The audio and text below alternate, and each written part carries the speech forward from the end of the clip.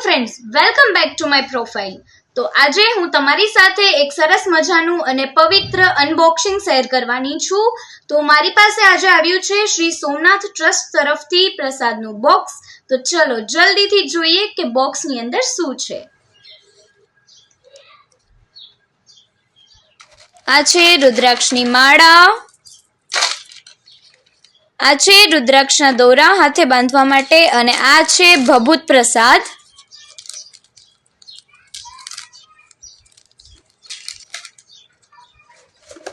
અને આ છે મહાપ્રસાદ।